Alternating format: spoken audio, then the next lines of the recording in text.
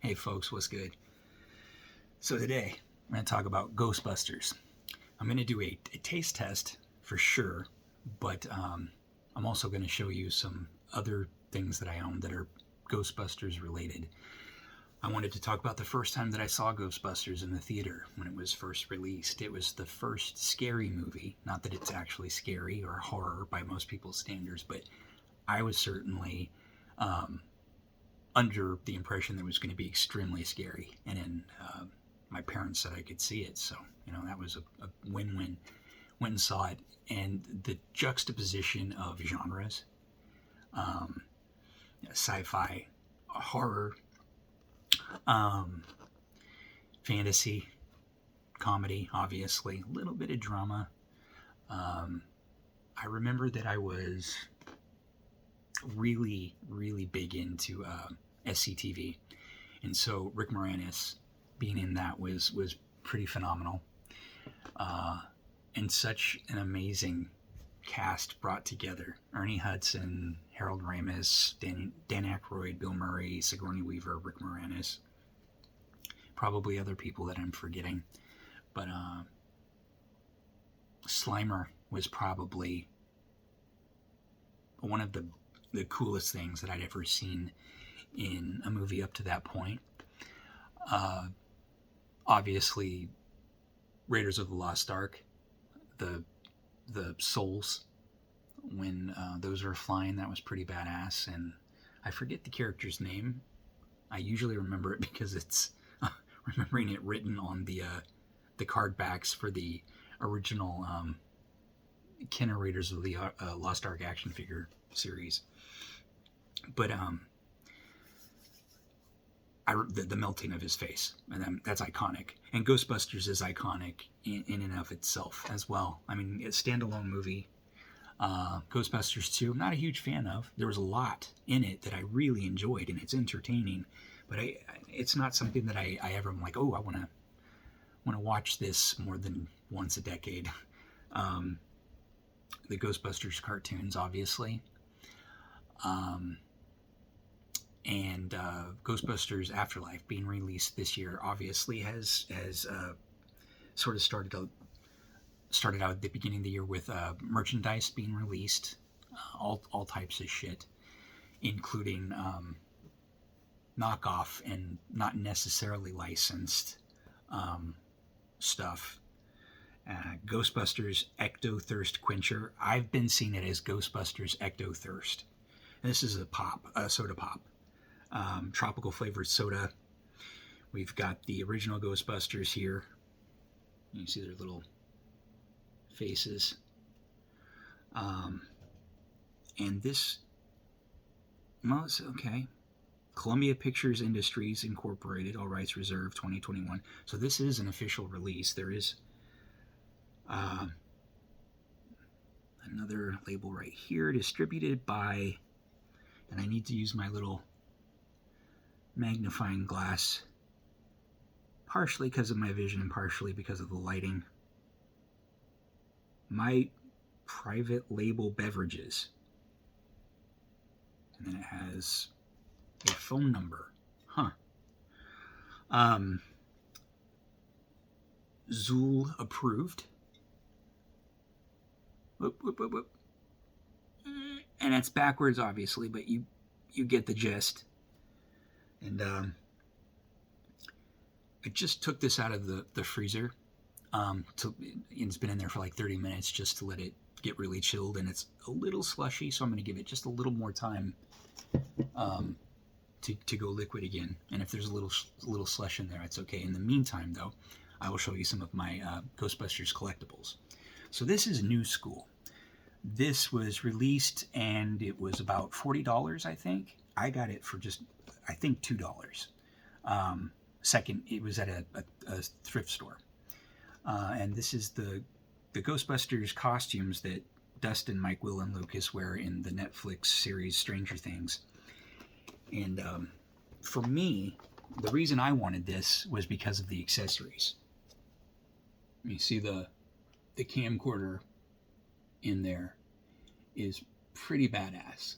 And you've got the homemade wands and the proton packs, and obviously really good renderings of the actors' faces, and then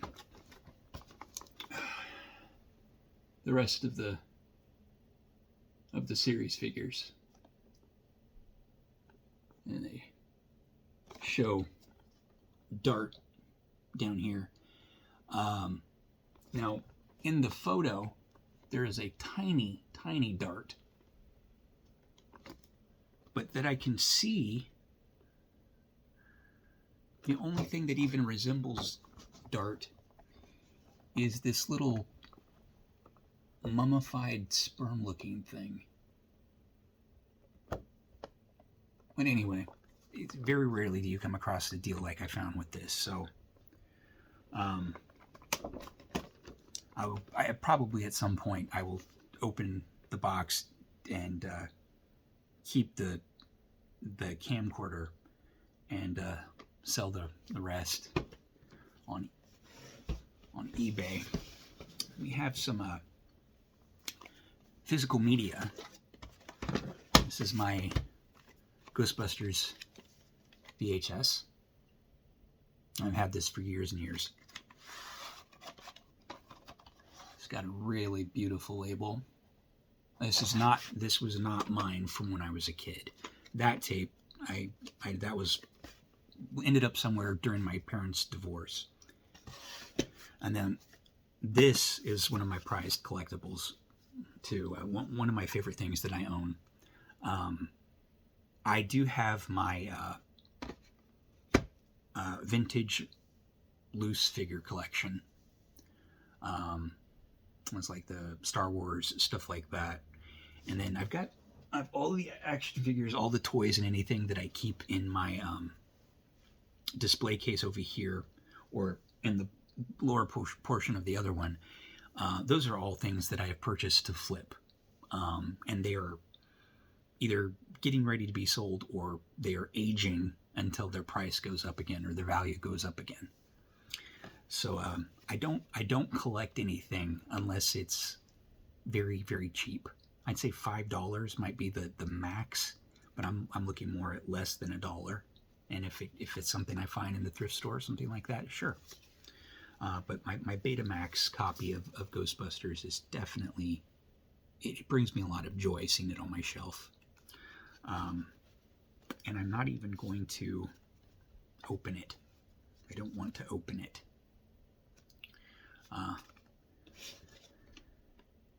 We've got the label covering Slimer here, but you can see him in all his green glory there on the back of the Betamax.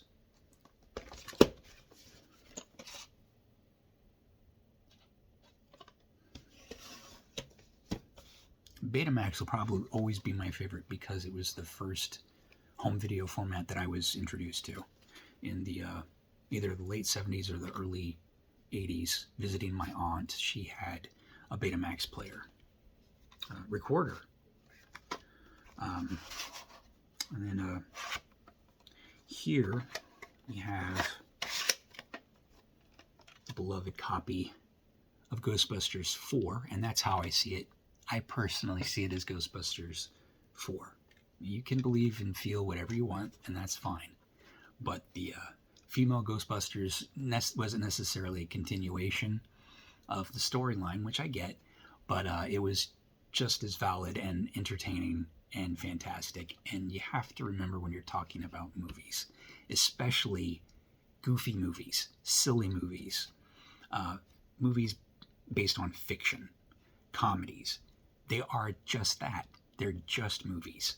So debating the legitimacy of something, especially based on gender. But yeah, Ghostbusters Afterlife, Ghostbusters 4.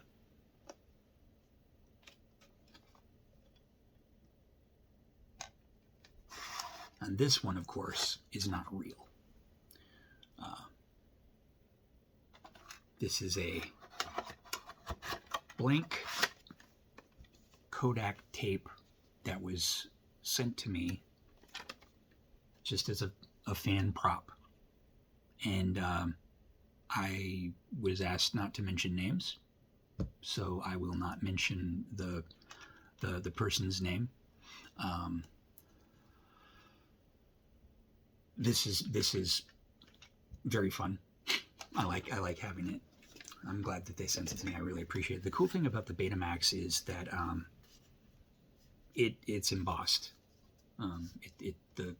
This entire symbol is embossed and stands out. It doesn't on the VHS. And then a couple of other things, 3 actually, before we get to the taste test. This is a pin that I saw. Just show you the back first. Earlier this year.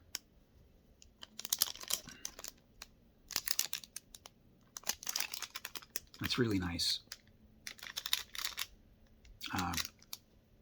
And very inexpensive. This I won as a prize for some shit in 6th grade. It's a pencil topper. I'll show it to you this way first. It's got the Firehouse Slimer.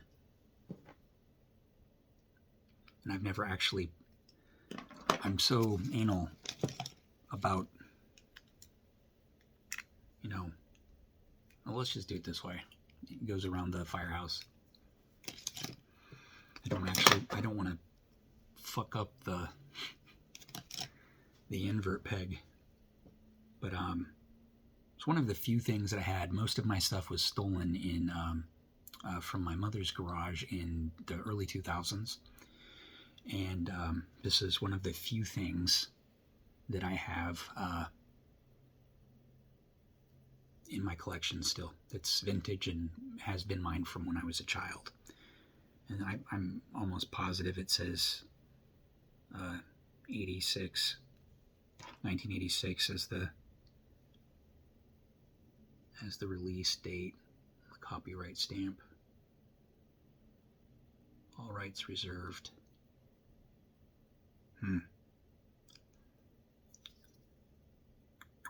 You're just hanging out with me right now. You're hanging out with me. This is nothing special. And I am just not able to see it. It's too dark. Oh well. And then this is just something I've always had with my Ghostbusters stuff. And whenever we've watched Ghostbusters when I was a kid on VHS at home, we make cookies. And I'm pretty sure this is a Hallmark. Yeah, Hallmark Cards Incorporated. This is a vintage cookie cutter. Hundreds, maybe thousands of cookies were made when I was growing up. My sister and myself loved making cookies. Obviously, Halloween, this got a lot of views, but spooky movie night too. Okay, so Ecto Thirst. Using my former roommate Victoria, her bottle opener. I will give it back to you the next time we see each other. It is not a hostage. Okay, so this has a whole lot of stuff. Okay, it smells exactly like what I thought it would smell like. I've never had High C Ecto Cooler. This is obviously taken from that, but I don't know what that tastes like. But this is exactly what I imagined it to smell like. So, let's see. So, no caffeine. Am I going to be able to fucking read this shit?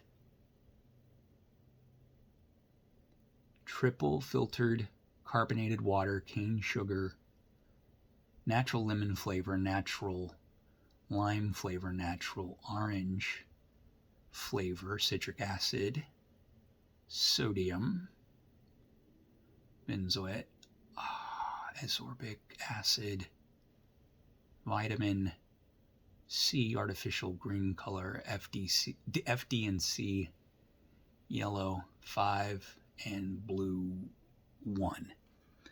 So there's a whole lot of stuff in here that doesn't belong in the human body, or any body really. But it's vegan, so I'm going to do a couple of sips, probably at most. I don't want this shit in my system.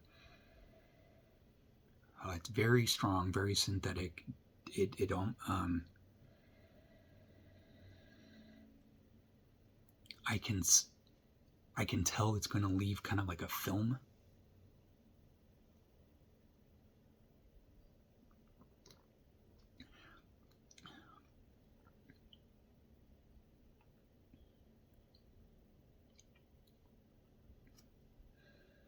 Yeah,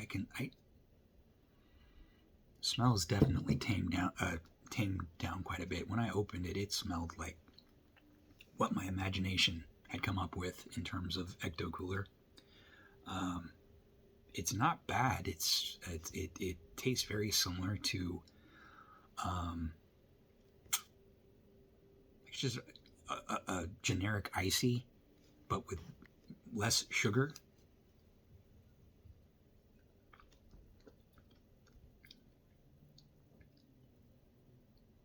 I'm gonna say this tastes like 7-Up ginger ale, somewhere in there. There's a little kick of sweetness that's very unique, but yeah. So the bottle itself will definitely be going up on eBay, because I've got no use for it. Unless, wait, well, since I'm gonna have to empty it out anyway, I wanted to see if those stickers were okay. They are. They're actually a greenish tint and not clear. So having nothing to compare it to in terms of tastes of the Ecto Cooler, just based on its own, I'd have to say that the labeling is awesome. I did buy this months and months ago. I think it was $4, maybe $5. I thought, what the shit? I'm never gonna taste Hi-C Ecto Cooler, so let's try this. It's not great, but it's not bad. I would say that the Mountain Dew Voodoo Halloween drinks, those are bad. If I was a soda drinker, I would probably drink this, but I would just as soon go for a drink with no coloring and stuff like that. So as a pop culture item, as just something to have fun with, I on a scale of 10, I guess I would give it a 6. Taste wise, a 2, a 2.5. It's not terrible, but it's nothing to write home about. Thank you for watching. I appreciate it.